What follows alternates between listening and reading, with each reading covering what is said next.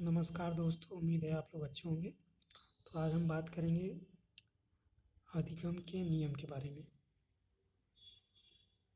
और अधिगम के नियम में हम पहली बात करेंगे थर्मोडाई की बात करेंगे। तो अधिगम का नियम नीचे आप देख रहे हैं, लॉ ऑफ लर्निंग। तो ये है लॉ ऑफ लर्निंग, अधिगम का नियम। प्रतिपादक थर्मोडाई के कहाँ के थे? अमेरिका के थे। तो ये अधिगम लर्निंग किसने दिया? ये थर्मोडाई ने दिया।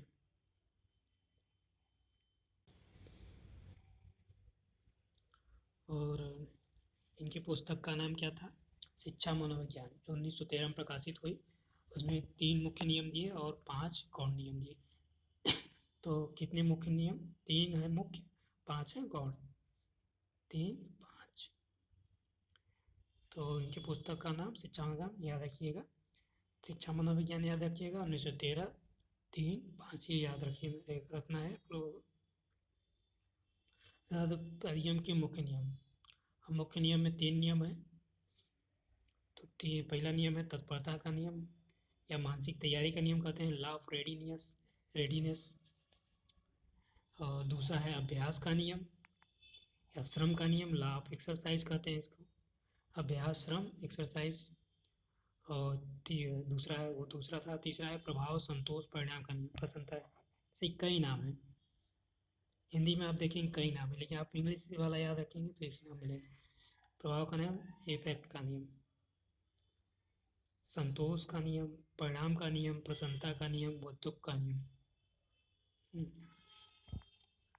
तो इसका क्रम भी मायने रखता है। तो कई बार क्रम भी पूछता है कि इसको कौन सा नियम दिया, तो वो दे देगा कि तत्पर का नियम, अभ्यास का नियम, उपयोग का नियम, या प्रभाव का नियम, अभ्यास के नियम। वो क्रम से दे, आगे पीछे देगा वो, लेकिन आपको चुनाव जो करना है वो क्रम वाला चुनाव करना है। ठीक।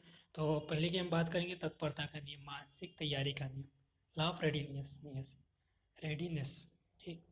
तो जैसा कि नाम से ही दिख रहा है तत्परता का नियम, रेडीनेस, आप कितने तत्पर हैं अधिगम के लिए। तो किसी कार्य को करने के लिए यदि शारीरिक एवं मानसिक रूप से तैयार है तो उसे करना सीख जाते हैं। वुडवर्थ ने इसे मानसिक तैयारी का नियम कहा। किसने? वुडवर्थ ने कहा। वुडवर्थ ने मानसिक तैयारी का नियम कहा। आप शारीरिक रूप या मानसिक रूप से तैयार रहेंगे तभी तो कोई कार्य सीखेंगे, करेंगे। जैसे घोड़े को तालाब तक ले जाया जाता है, लेकिन पानी पीने के लिए बात नहीं किया जा सकता। किसी तालाब तक ले जाइए, पानी पीने की बात नहीं कर सकते आप। इस नियम का उपयोग बालक में रुचि उत्पन्न करने, तैयारी, जिज्ञासा जागृत करने तथा ध्यान केंद्रित करने में किया जाता है। दूसरा है अभ्यास का नियम, लॉ ऑफ एक्सरसाइज। अभ्यास मनुष्य को दक्ष बनाता है। कहावत भी है, करत करत अभ्यास जड़मति होत जाय सुजान। किसी भी टॉपिक या किसी कोई भी चैप्टर हो, आप लोग का जितना ज़्यादा अभ्यास करेंगे उतना ही मजबूत होगा। या आप साइकोलॉजी ही पढ़ रहे हैं तो साइकोलॉजी का ही अभ्यास करिए, साइकोलॉजी आपकी ज़्यादा मजबूत हो जाएगी।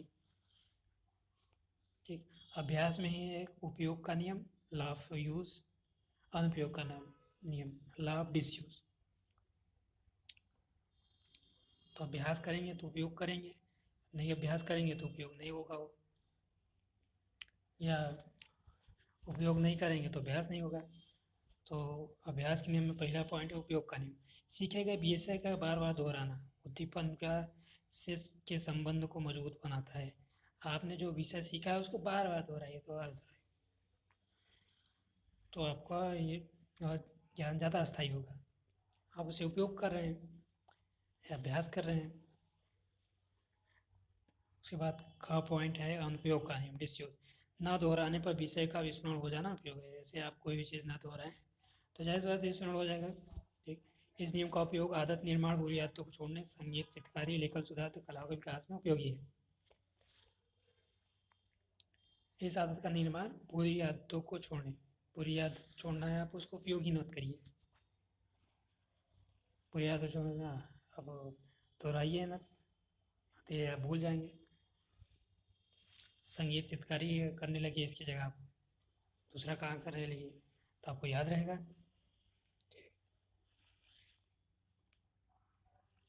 तीसरा है प्रभाव का नियम, संतोष का नियम, परिणाम का नियम, प्रसन्नता और दुख का नियम। लाभ इफेक्ट। क्रिया या कार्य करने के बाद यदि संतुष्टि प्राप्त होती है तो उसे करना सीख लिया जाता है, अंतर नहीं। यदि आप कोई कार्य करेंगे उसके बाद संतुष्टि मिल जाए, आपने भोजन कर लिया और संतुष्टि मिल गई, हाँ पेट भर गया, पेट भर गया भाई, पेट नहीं भरा तब तक आप बेचैनी रहती रहेगी। यदि आप कोई जैसे मैथ का सवाल लेते हैं, आपको आंसर ना आता हो, तब तक मन बेचैन रहेगा, क्या करें, कैसे करें, क्या ना करें।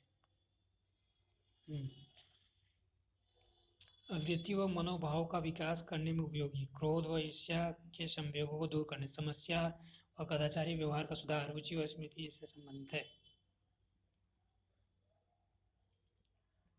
तो आपको इतना डिटेल नहीं जाना, केवल नाम ही याद रखना है, नाम ही पूछा जाता है, ठीक। गौण नियम है बहुप्रतिक्रिया का नियम, मल्टी रिस्पॉन्स, आंशिक क्रिया का नियम, लॉ ऑफ पार्शियल नियम। तो यहाँ से भी केवल नाम ही याद रखना है, ठीक। ये बहुप्रतिक्रिया का नाम, बहुप्रतिक्रियाओं को करते हुए सीख जाना, जैसे बिल्ली पिंजरे से निकलना। बिल्ली पिंजरे में जो थी तो वो बहुत इधर उधर क्रियाएँ कर रही थी, तो उससे सीख गई। ये आंशिक क्रिया का नाम लॉ ऑफ पार्शियलिटी, केवल आपको नाम याद रखना है यहाँ पे।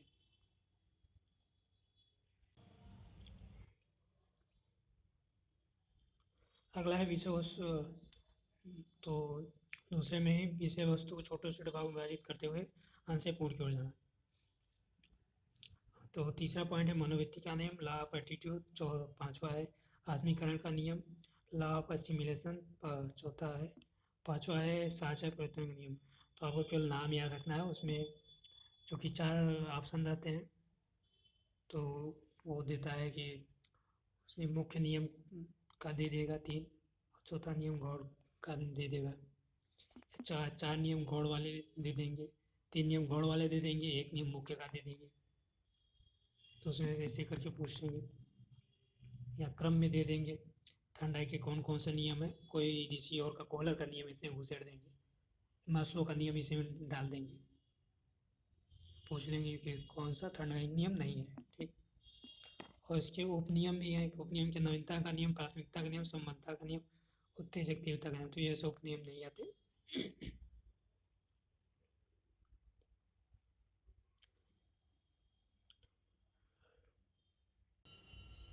तो यहाँ पे देखिए आप, सीखने के सिद्धांत, थ्योरी ऑफ लर्निंग, किसने किसने सीखने के लिए सिद्धांत दिया।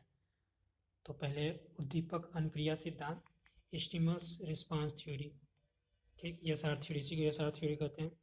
एसआर थ्योरी में आपके पुनर्वलन आएगा और अपुनर्वलन। रेनफोर्समेंट थ्योरी या नॉन रेनफोर्समेंट थ्योरी। तो पुनर्वलन थ्योरी में कौन कौन से मनोवैज्ञानिक आएंगे, थर्नडाइक, स्किनर, पाउलो हॉल तथा मिलर। तो इन सभी ने अपने अपने थ्योरी में पुनर्वलन की बात की है। थर्नडाइक ने की है, स्किनर की है, पाउलो हॉल तथा मिलर। उसके बाद अपुनर्वलन, non reinforcement theory, Watson, Guthrie, Gates. एट्स नहीं है, हाँ गेट्स है।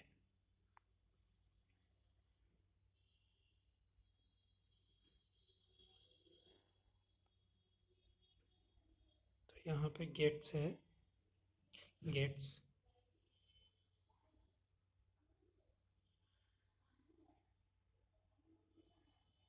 तीनों का। उसके बाद ये देखिए, सीखने थ्योरी का क्लासिकल संज्ञानात्मक सिद्धांत, आधुनिक संज्ञानात्मक सिद्धांत, ठीक। तो बाकी संज्ञानात्मक सिद्धांत हैं क्लासिकल कॉग्निटिव थ्योरी और मॉडर्न कॉग्निटिव थ्योरी।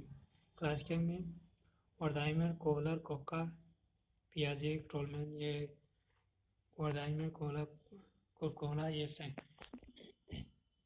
गेस्टाल्टवादी हैं तीनों। पियाजे संज्ञानात्मक थ्योरी आप लोग नाम सुने होंगे, और टालमैन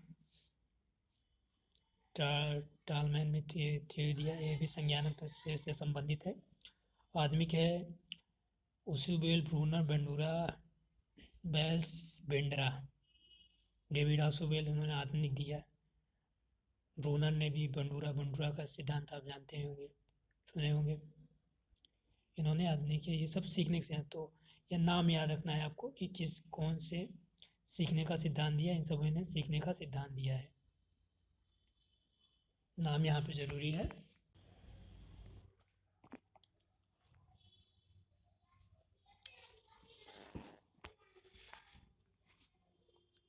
तो अब आगे बात करेंगे अधिगम के सिद्धांत, व्यवहारवादी, संज्ञानवादी व निर्मितवादी। ठीक, तो इसमें पहला हम बात करेंगे अधिगम के व्यवहारवादी अवधारणा, बिहेवियरल। पहले व्यवहारवादी की बात करेंगे, इसकी प्रमुख विशेषताएं क्या है, मतलब व्यवहारवादी क्या कहते हैं। अधिगम उद्दीपक अनुक्रिया के संबंध के रूप में व्यक्त होता है। तो उद्दीपक अनुक्रिया की बात करते हैं ये लोग। अधिगम उसी वातावरण, उसी अवस्था में होता है जब अपेक्षित वातावरण उपलब्ध हो। अधिगम होने के लिए वातावरण होना चाहिए, वातावरण पर बल दिया। ठीक, तीसरा व्यवहारगत परिवर्तन वस्तुगत वस्तुनिष्ठ रूप में प्रेक्षणीय होता है। चौथा व्यवहार को वस्तुगत अध्ययन में विश्वास। पांचवा अधिगम की मुख्य विधि अनुबंधन, अनुबंधन की बात करते हैं। ज्ञान की एक इकाई का दूसरी इकाई का साहचर्य, समानता या विषमता, समय स्थान निकटता जैसे गुणों से होता है। साहचर्य की बात करते हैं, समानता विषमता। अनुभव प्रशिक्षण विवाद बल। तो ये सब बोले वाले पॉइंट, अंडरलाइन पॉइंट आप लोग को याद रखिए। बस व्यवहारवादी उपयोग विशेषताएं क्या है, मानव की तुलना एक मशीन से की गई जो गलत है। इसमें भावनाओं, चिंताओं और कार्यों को मात्र व्यक्ति के प्रत्यक्ष व्यवहार के संदर्भ में स्पष्ट किया जाता है।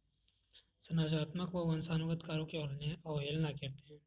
व्यवहार केवल अर्जित मानना भी एक पक्षी है। तो ये सब नहीं याद रखना है। व्यवहारवादी विचारधारा कितना है, फादर के हैं जेबी वाटसन। यहाँ पे फर्स्ट लिखा है, मतलब पहले जो वाटसन आए थे वो। इसके बाद भी कोई वाटसन आए होंगे, तो दूसरे वाटसन, तीसरे वाटसन। तो व्यवहारवादी विचारधारा, इसके समर्थक थे वाटसन और पिता थे वाटसन ही थे। तो पूछता है व्यवहारवादी विचारधारा के पिता, father of behaviours, J B Watson. Watson Watson समर्थक में कौन, स्किनर भी हैं, Thorndike, Woodworth, McDougall, Polanski, C L Hull, Pavlov, Guthrie, Pillsbury. तो समर्थक में आपको Skinner, Thorndike, Woodworth, McDougall, C L Hull, Pavlov. Skinner ने चूहा का दिया था, थॉर्नडाइक बिल्ली का, मैकडूगल ने 14 मूल प्रवृत्ति, सीएल हल का पुनर्वलन सिद्धांत और पॉलॉक का कुत्ता वाला प्रयोग, क्लासिकल कंडीशन। ठीक, तो ये याद रखने, जहाँ जहाँ अंडरलाइन किया है वो याद रखिए आप लोग। तो अगला है कि व्यवहारवादी सिद्धांत। तो व्यवहारवादी सिद्धांत में थॉर्नडाइक का प्रयास त्रुटि सिद्धांत पहला है, पॉलॉक का शास्त्रीय अनुबंध सिद्धांत कुत्ते पे, सीएल हल का प्रबलन सिद्धांत, स्किनर किया प्रसूत, पांचों गुथरी का संयुक्ता सिद्धांत। तो ज़्यादातर थ्योरी आपको यहीं से कवर हो जाएंगे, थॉर्नडाइक, पॉलॉक, स्किनर, यहाँ से ज़्यादा क्वेश्चन होते हैं।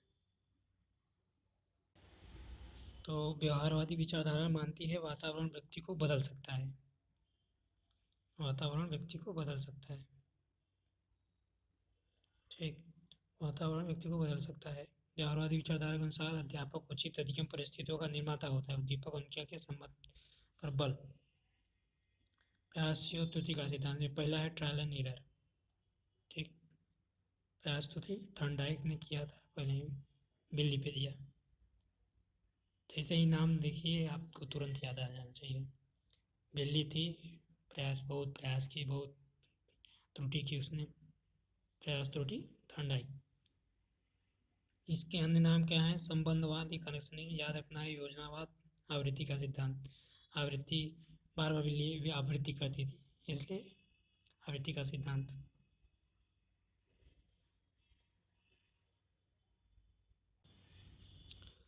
और इसी का चौथा नाम है बंध का सिद्धांत, बॉन्ड थ्योरी। पांचवा हर्ष व दुख का सिद्धांत। हर्ष व दुख का, बिल्ली को प्रयास करती थी, भोजन में थक जाती थी, दुखी हो जाती थी, भोजन मिल जाता खुश हो जाती थी। परिश्रम एवं धैर्य का सिद्धांत। बिल्ली बहुत परिश्रम कर रही थी। बिल्ली ने धैर्य बनाए रखा कि पिंजरे से निकल जाएगी, वो उसे भोजन मिल जाएगा। ठीक। सातवां यथार्थ सिद्धांत, स्टिमुलस रिस्पांस। यस से स्टिमुलस, आर से रिस्पांस। तो उद्दीपक अनुक्रिया का सिद्धांत, वही स्टिमुलस रिस्पांस थ्योरी, किसी प्रकार आ सकता है। अर्थ, अर्थ क्या है? हम अपनी गलती व अनुभव सीखते हैं। थॉर्नडाइक के अनुसार सीखना संबंध स्थापित करना है, संबंध स्थापित करने का मस्तिष्क करता है। ठीक।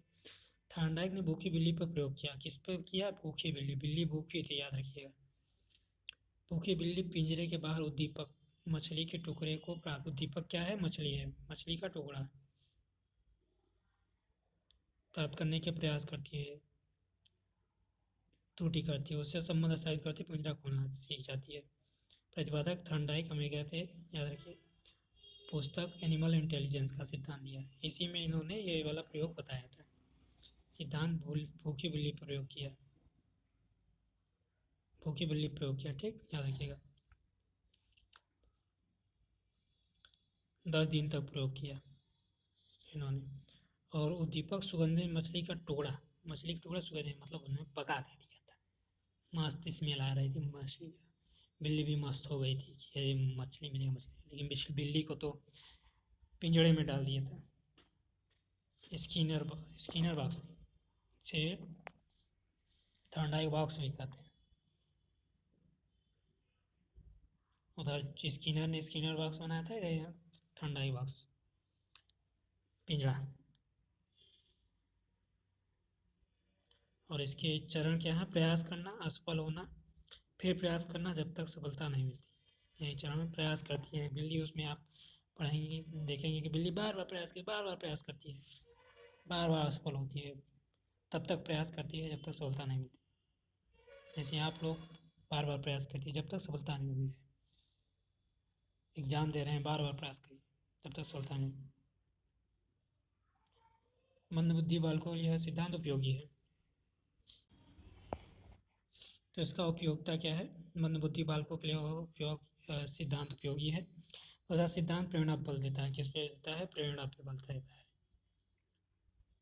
मोटिवेशन, प्रेरणा पे बल देता है सिद्धांत।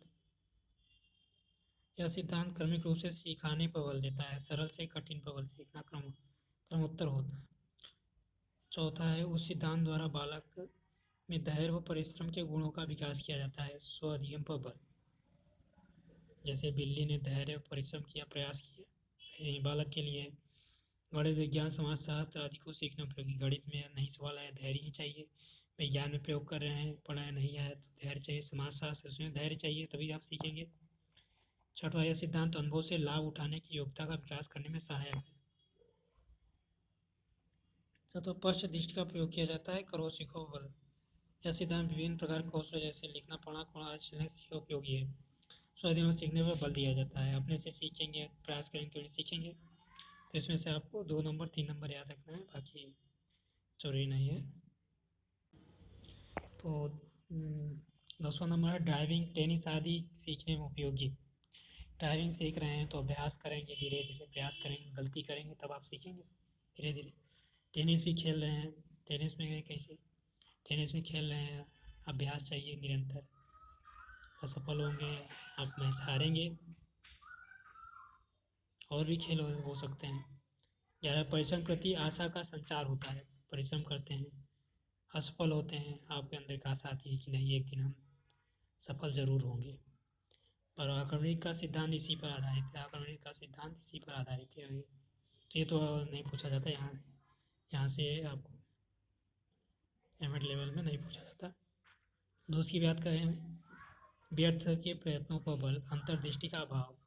व्यर्थ का प्रयत्न कर रहे हैं, बिल्ली जो है ऐसे ही इधर उधर प्रयत्न कर रही है।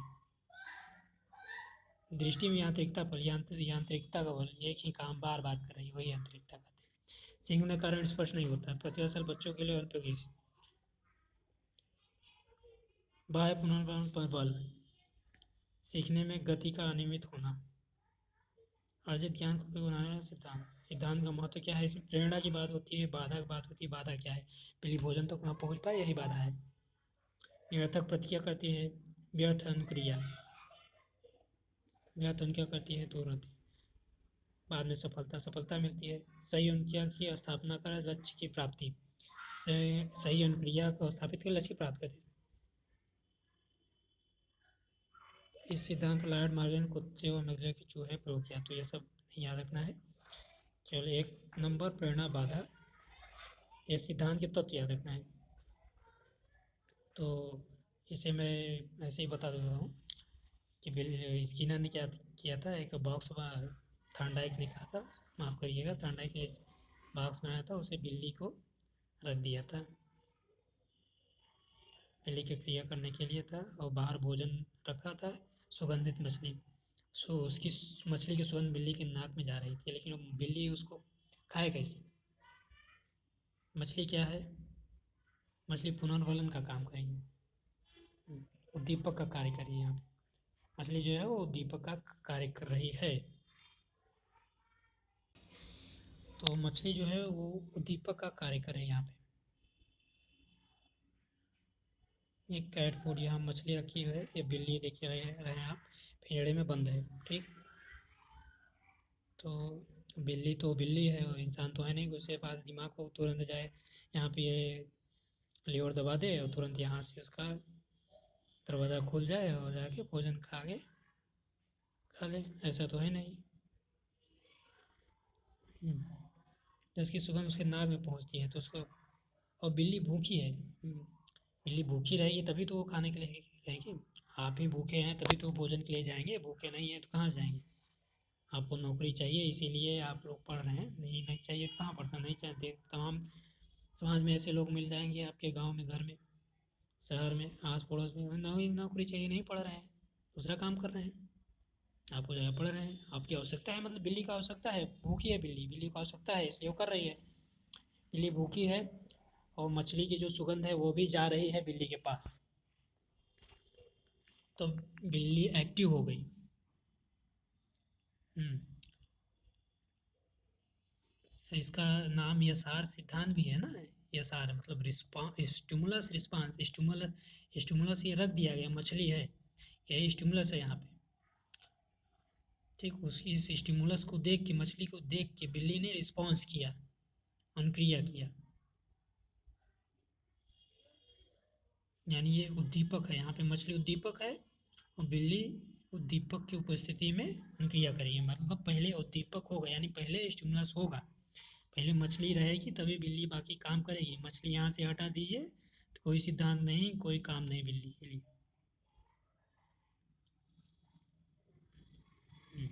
तो उसके बाद,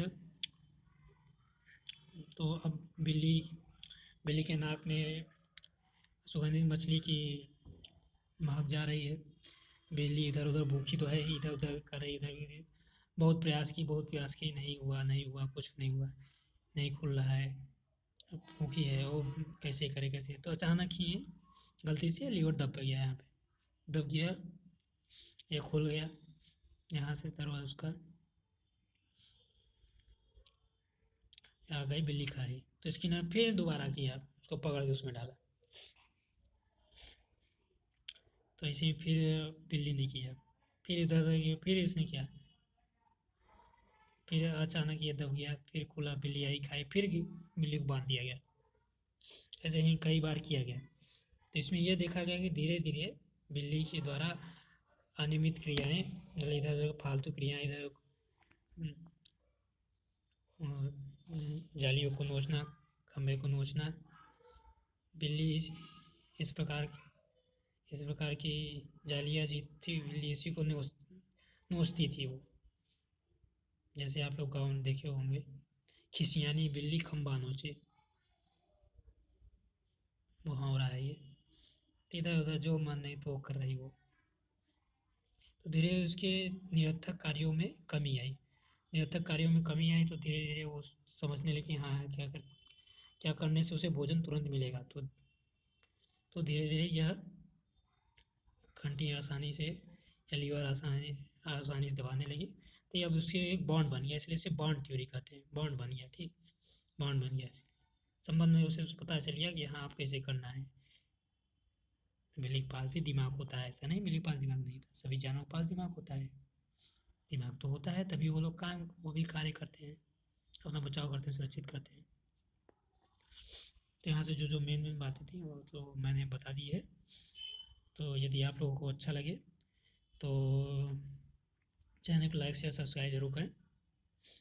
एम.एड एंट्रेंस के लिए और एम.ए एजुकेशन के लिए सेम सिलेबस है, और समय मिलने पे ऐसे ही वीडियो बनाता रहूँगा मैं। बस आप लोग लाइक करें, एक अंगूठा ही दबाना है। मैं आप लोगों से और कुछ नहीं मांग रहा हूँ, जो लाइक ही तो मांग रहा हूँ। आप लोग देख के निकल लेते हैं, ना कुछ करते हैं, ना कुछ करते हैं, ना लाइक करते हैं, ना शेयर करते हैं, ना सब्सक्राइब करते हैं, या फिर मेरे कीमती समय का ऐसा आप लोग जवाब ना दीजिए, मेरे पास भी कीमती समय है। तो आज के लिए इतना ही। हाँ, तो जय हिंद, जय भारत।